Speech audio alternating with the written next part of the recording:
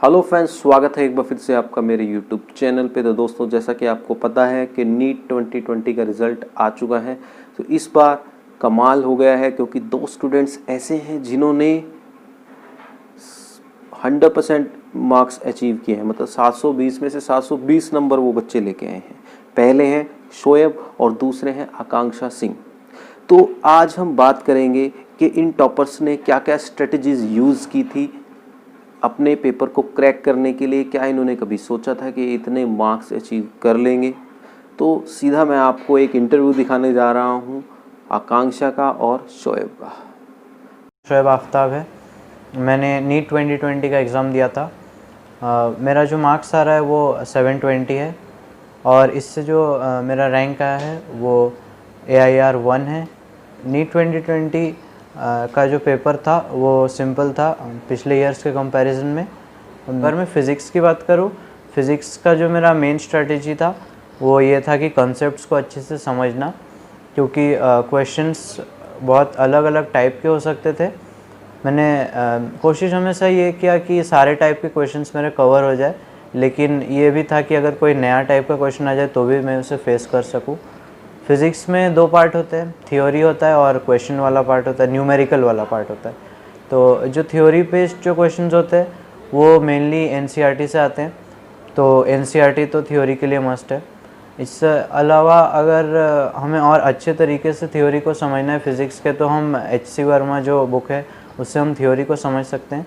लेकिन उसके जो न्यूमेरिकल्स है वो सिर्फ एम्स में आते थे। अब एम्स बंद हो चुका तो उसके न्यूमेरिकल्स करने की कोई ज़रूरत नहीं। और उसके अलावा क्वेश्चन प्रैक्टिस, जो न्यूमेरिकल बेस्ड जो क्वेश्चंस होते हैं उनके लिए मैं यही रिकमेंड करूँगा कि आप प्रीवियस ईयर्स के क्वेश्चंस अच्छे से कर लीजिए। और उसके अलावा जो भी आपका कोचिंग है, चाहे वो LN हो, चाहे आकाश हो या कोई और हो, अब उनके कोचिंग के अच्छे से जो क्वेश्चंस दिए हुए हैं वो सब अच्छे से कर लीजिए। हर एक टॉपिक पे क्वेश्चन करना इम्पॉर्टेंट है, क्योंकि क्वेश्चन अब जैसे जैसे नीट का पेपर इजी होते जा रहा है वैसे क्वेश्चंस कहीं से भी आ सकते हैं। मेनली अब फोकस थ्योरी वाले पार्ट के क्वेश्चंस पे भी शिफ्ट हो रहा है, और मेनली जो 12th की NCERT है फ़िज़िक्स में वो और ज़्यादा इम्पॉर्टेंट है मेरे हिसाब से। इसलिए मैंने 11th की NCERT को बस रीडिंग जैसा पढ़ा था, और जबकि 12th की NCERT जो बोर्ड में भी हमारे काम आती है, तो इसलिए मैंने उसको अच्छे से याद भी किया था, और जो जो इम्पोर्टेंट पॉइंट्स है उनको मैंने समझा भी। और NCERT के कुछ लाइंस थे जहाँ से डायरेक्ट क्वेश्चंस बन सकते थे, वो सबको मैंने अच्छे से पढ़ा था। उसके बाद जो न्यूमेरिकल बेस्ड क्वेश्चंस होते हैं उनके लिए बहुत प्रैक्टिस ज़रूरी है। फ़िज़िक्स जो मेरा स्ट्रॉन्ग पार्ट है, इसलिए मैं उस पर ज़्यादा ध्यान नहीं देता था, और सबसे कम टाइम मेरा फ़िज़िक्स में ही जाता था। और इसके अलावा LN में SRG जो ग्रुप है वहाँ पे एक्स्ट्रा फ़िज़िक्स के मटेरियल्स मिलते थे जो कि बहुत हाई लेवल के थे, जिससे हम JEE मेंस या JEE एडवांस के क्वेश्चंस भी सॉल्व कर सके, उनको भी मैं कर लेता था। और फिज़िक्स के कुछ चैप्टर्स इंपॉर्टेंट हैं नीट के पॉइंट ऑफ व्यू से, जैसे थर्मोडाइनमिक्स जिसमें बहुत ज़्यादा वेटेज होता है। कुछ और भी चैप्टर्स है UND जो छोटे हैं लेकिन उनमें से क्वेश्चंस आने की प्रोबेबिलिटी बहुत ज़्यादा रहती है। UND है, ऑल्टरनेटिंग करंट है, और भी ऐसे कुछ टॉपिक्स है। और फिज़िक्स में हमेशा ये रहता था कि सारे टॉपिक्स को ही मैं इक्वल वेटेज दूं, और जो टॉपिक्स इंपॉर्टेंट है उनको थोड़ा ज़्यादा बस। और फिर जब मैं केमिस्ट्री की स्ट्रेटेजी की बात करूँगा, केमिस्ट्री में 3 पार्ट्स हैं, फिज़िकल केमिस्ट्री, इनऑर्गेनिक केमिस्ट्री और ऑर्गेनिक केमिस्ट्री। फिज़िकल केमिस्ट्री की अगर मैं बात करूँ तो थ्योरी बेस्ड क्वेश्चंस बहुत रेयरली पूछे जाते हैं, और मेनली न्यूमेरिकल बेस्ड क्वेश्चंस पूछे जाते हैं। और न्यूमेरिकल बेस्ड क्वेश्चंस के लिए मैं यही रिकमेंड करूँगा कि आप अपने कोचिंग मटेरियल जो भी हो, जैसे मेरा LN था उसका ही अच्छे से करो, और प्रीवियस ईयर के क्वेश्चंस आप अच्छे से प्रैक्टिस कर लीजिए। हर एक टॉपिक पे और हर एक टाइप के क्वेश्चंस करना इंपॉर्टेंट है, और इससे क्या होगा कि कोई भी अगर टाइप के क्वेश्चंस आए तो हम उसे फेस कर सकें। और थ्योरी वाले जो क्वेश्चंस होते हैं फिज़िकल केमिस्ट्री में वो बहुत प्रेडिक्टेबल होते हैं, क्योंकि वो सेम चैप्टर से पूछे जा रहे हैं। जैसे कुछ चैप्टर्स है, सॉल्यूशंस हो गया, उसमें से थोड़ा बहुत थ्योरी का पूछा जा सकता है। और एक दो है NCERT फिज़िकल केमिस्ट्री के लिए मैं इम्पॉर्टेंट उतना नहीं समझता, लेकिन इनऑर्गेनिक और ऑर्गेनिक की NCERT बहुत इम्पॉर्टेंट है। फ़िज़िकल केमिस्ट्री के लिए एक और बुक आती है नरेंद्र अवस्थी, जो कि मैंने सॉल्व किया था, लेकिन जब एम्स कैंसिल हो गया तो मैंने उसे फिर से सॉल्व नहीं किया, मैंने एक बार सॉल्व करा था। और फिर एम्स कैंसिल होने के बाद उतना इम्पॉर्टेंट नहीं है कि आप हाई लेवल के क्वेश्चंस करो। जनरली जो नीट लेवल के क्वेश्चंस होते हैं जो कोचिंग के मॉड्यूल्स में दिए जाते हैं उतना तक ही करना सही है। और जब मैं इनऑर्गेनिक केमिस्ट्री की बात करूँगा तो वहाँ पे थ्योरी बेस्ड क्वेश्चंस ही होते हैं, तो उसके लिए एनसीईआरटी बहुत इंपॉर्टेंट है। हर एक चैप्टर की एनसीईआरटी के अलावा या तो कोचिंग में जो नोट्स दिए जाए वो आप पढ़ लीजिए, या फिर अगर आप सेल्फ स्टडी करते हो तो आप खुद से नोट्स बनाओ, क्योंकि उससे क्या है कि जो थ्योरी बेस्ड जो क्वेश्चंस होते हैं वो इजीली हो जाएंगे। मेनली बार बार रिपीट होते हैं इनऑर्गेनिक के क्वेश्चंस, और बहुत आसान भी होते हैं वो, डायरेक्ट एनसीईआरटी के लाइन से क्वेश्चंस आ जाते हैं इनऑर्गेनिक के।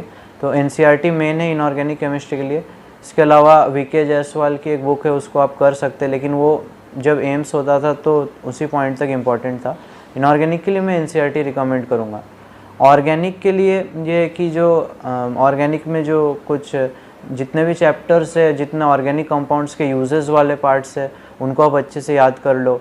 और फिर कुछ पार्ट्स है जैसे पेपर क्रोमेटोग्राफी वाला सेक्शन है, qualitative and quantitative analysis of compounds वो वाला सेक्शन है। फिर जितने कुछ थ्योरेटिकल चैप्टर्स भी ऑर्गेनिक में, जैसे कि एनवायरमेंटल केमिस्ट्री है, एनवायरमेंटल केमिस्ट्री के अलावा biomolecules, chemistry in everyday life, ये सब जो चैप्टर्स होते हैं ये सब चैप्टर्स थ्योरेटिकल है। पॉलीमर्स है, ये सबको हमें अच्छे से याद कर लेना है। इनफैक्ट आपको हर एक एनसीईआरटी की लाइन से याद हो तो और बेटर है, क्योंकि नीट में ऑलमोस्ट एनसीईआरटी की लाइन से ही पूछे जाते हैं क्वेश्चंस। और बाकी जो चैप्टर्स है जिनमें रिएक्शंस होते हैं उनमें रिएक्शंस की मैकेनिज़्म पता होना चाहिए, क्योंकि कहीं भी इंटरमीडिएट्स, उनके जो इंटरमीडिएट्स होते हैं वो इम्पॉर्टेंट है। मैकेनिज़्म याद हो ज़रूरी नहीं है, बस पता होना चाहिए। और जो नेम रिएक्शंस है उनको अच्छे से पढ़ना होता है। और ऑर्गेनिक में बस इतना ही। इसके अलावा एमएस चौहान बोल के एक बुक है, उसको भी आप कर सकते हैं, लेकिन वो उतना इम्पॉर्टेंट नहीं है। जब एम्स था वो ज़्यादा इम्पॉर्टेंट था वो करना। और फिर हम बायो पे आते हैं। बायोलॉजी जो है मेरा थोड़ा वीक था, तो इसलिए ज़्यादातर टाइम मेरा बायोलॉजी में ही जाता था।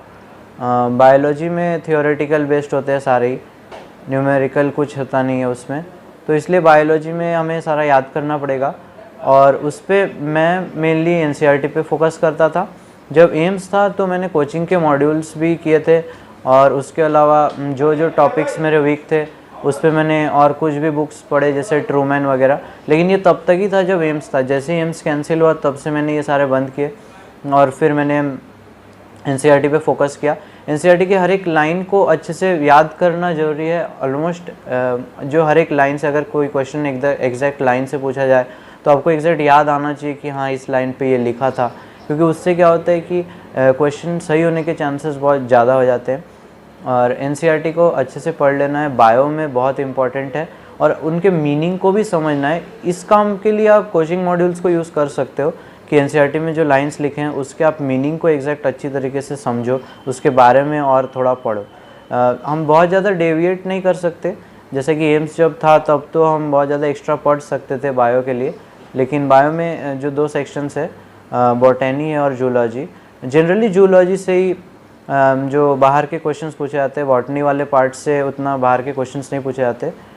जूलॉजी में जैसे ह्यूमन फिजियो वाला पार्ट है, उसमें से ज़्यादातर क्वेश्चंस एम्बिगियस भी आ रहे हैं, तो मैंने उसके लिए और भी कुछ एडवांस्ड जो किताबें हैं वो सब पढ़ा था मैंने, ट्रूमैन वगैरह, लेकिन वो उतना यूज़ नहीं आया। और अभी और फ़ायदेमंद भी नहीं है, क्योंकि अब एम्स कैंसिल हो चुका है। तो बेटर यही है कि आप एनसीईआरटी को ही पढ़ो। और आने वाले जो नीट 2021 के जो एस्पिरेंट्स है उनको मैं ये रेकमेंड करना चाहूँगा कि वो कोई भी प्रॉब्लम्स है, जैसे इस साल कोरोना का प्रॉब्लम हुआ था, तो आप अपने जो पाथ से डेविएट मत होना। आप अगर अपने गोल पे फोकस्ड रहते हो तो फिर आपको सक्सेस पाने से कोई नहीं रोकेगा। और मैं ये कहूँगा कि चाहे जितने भी मुश्किल आए, आप अपने पाथ पे ही रहना है और फोकस्ड रहना है और डिस्ट्रैक्ट नहीं होना। जैसे और अगर मैं स्मार्टफोन्स के लिए यही कहना चाहता हूँ कि अगर आप स्मार्टफोन्स को अच्छे से यूज़ करते हैं तो आपको फ़ायदा होगा। और सोशल मीडिया से मैं अगर ख़ुद की बात कहूँ तो मैं व्हाट्सएप पे एक्टिव था, लेकिन एफबी पे नहीं था, इंस्टा पे नहीं था। व्हाट्सएप को आप यूज़ कर सकते, जैसे मुझे जो भी डाउट्स होते थे मैं सारे जो हमारे टीचर्स को मैं व्हाट्सएप पे भेजता था, और सर भी हमारे बताते थे। तो अगर आप स्मार्टफ़ोन का अच्छे से यूज़ करोगे तो उस पर कोई बुराई नहीं है, आप स्मार्टफ़ोन रख सकते हो मेरे हिसाब से। और आने वाले एस्पिरेंट्स को मैं रिकमेंड करूँगा कि आप थोड़ा टाइम मैनेजमेंट पे भी ध्यान दो। स्टार्टिंग में मुझे भी दिक्कत होती थी टाइम मैनेजमेंट में, फिर धीरे धीरे मैंने मेरे लिए जो सीक्वेंस रहता था, मैं पहले हमेशा फिज़िक्स करता था, फिर बायो और फिर केमिस्ट्री। ज़रूरी नहीं, ज़्यादातर बच्चे बायो पहले करते हैं, ऐसा कुछ ज़रूरत नहीं है। मेरे हिसाब से मेरा फिज़िक्स स्ट्रॉन्ग था तो मैं पहले वो करता था।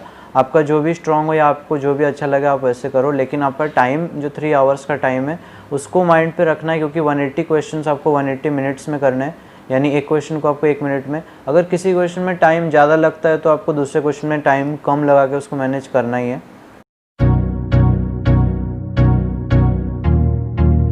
Hello friends, my name is Akanksha Singh and I secured AIR 2 in NEET UG 2020. I have got 720 out of 720. So I would like to tell about the paper examination first. So NEET UG 2020 का जो paper था it was quite on the easier side. So only few questions were moderate. Otherwise जो पूरा paper था वो काफ़ी easier side पे था. मैंने उन पूरा पेपर 1 hour 45 minutes में complete कर लिया था. उसके बाद मैंने OMR बबल किया. मैं अगर स्ट्रैटेजी वाइज बात करूँ, individual I will tell you about each and every topic, और हर टॉपिक में मैंने कैसे कवर किया था, that is what we will discuss today. तो सबसे पहले I will talk about physics. तो फिज़िक्स में बेसिकली मेरे टाइम पे, जैसे अभी एम्स को जो है, एम्स दिसंबर 2019 में ही हटा है, उसके पहले एम्स का एग्ज़ाम भी होने वाला था और जिपमर भी होने वाला था, तो उसमें फ़िज़िक्स जो है वो काफ़ी हायर लेवल पे पूछी जाती है।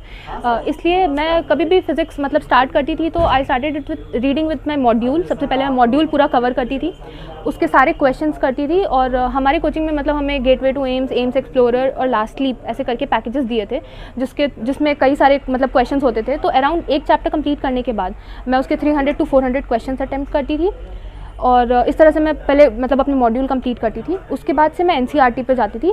एनसीईआरटी को पूरा थॉरोली मैं रीड करती थी, उसके इंटरनल जितने क्वेश्चंस हैं सारे कवर करती थी, और फिर जितने एडिशनल एक्सरसाइज है पीछे वो करती थी। उसके बाद से मोस्टली मैं एचसीवी रीड करती थी एक टॉपिक के लिए। जितने भी मतलब मैकेनिक्स में अगर बात करूँ तो मैकेनिक्स में मैंने एचसीवी की पूरी थ्योरी करी है और जितने एक्सरसाइज होते हैं वो किया है, और इलेक्ट्रोमैग्नेटिज्म जो पार्ट आता है 12th में उसमें भी मैंने एचसीवी पूरी कवर करी है।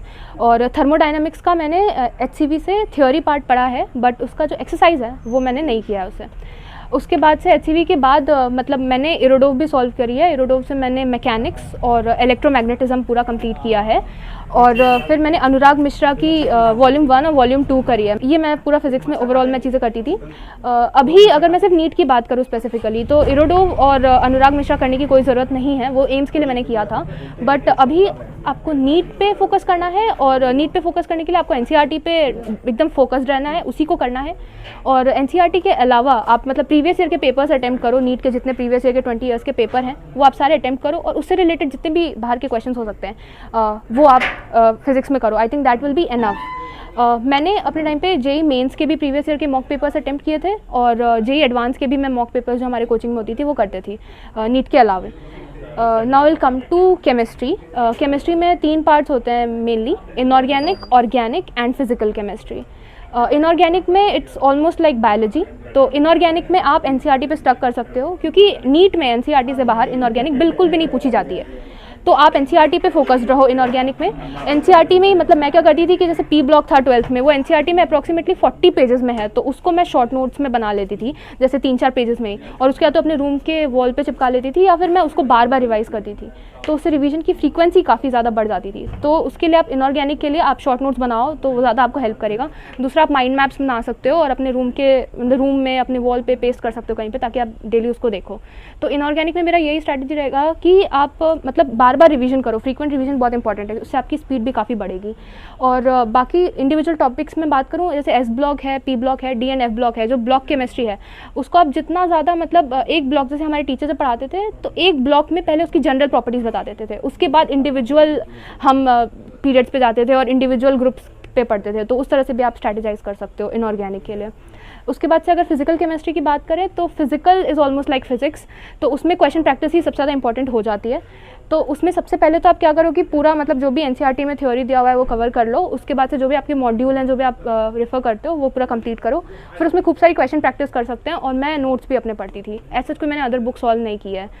उसके बाद से ऑर्गेनिक केमिस्ट्री की बात करें तो ऑर्गेनिक केमिस्ट्री मतलब काफ़ी कंसेप्चुअल पार्ट होता है, उसमें कई सारे मैकेनिज़्म होते हैं, रिएक्शन मैकेनिज़्म। तो वो रिएक्शन मैकेनिज़्म कवर करने के लिए मैं अपने नोट्स रेफ़र करती थी। बाकी अदरवाइज़ अगर वो नहीं हो पाता था तो मैं कुछ पीटर साइक्स से भी पढ़ती थी। पीटर साइक्स में काफ़ी अच्छा दिया हुआ है, उससे कॉन्सेप्चुअल क्लैरिटी बहुत अच्छी आती है। और पीटर साइक्स के अलावा मैंने ज़्यादा बुक्स, मैंने सिर्फ क्वेश्चन प्रैक्टिस के लिए बुक्स की हैं, और अदरवाइज़ मैं जेईई एडवांस के इसमें भी मॉक पेपर्स करती थी। उससे मतलब रिएक्शन के मतलब मैकेनिज़्म का काफ़ी अच्छा आइडिया लगता है, तो वो भी आप कर सकते हो।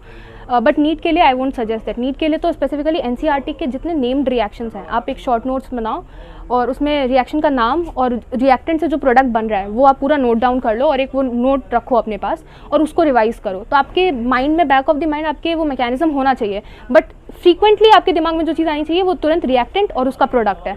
तो इस तरह से आप शॉर्ट नोट्स बना के ऑर्गेनिक को ईजिली रिवाइज कर सकते हो, बट समझने के लिए मैकेनिज्म आपको पूरा क्लियर होना चाहिए। उसके बाद से now will come to biology.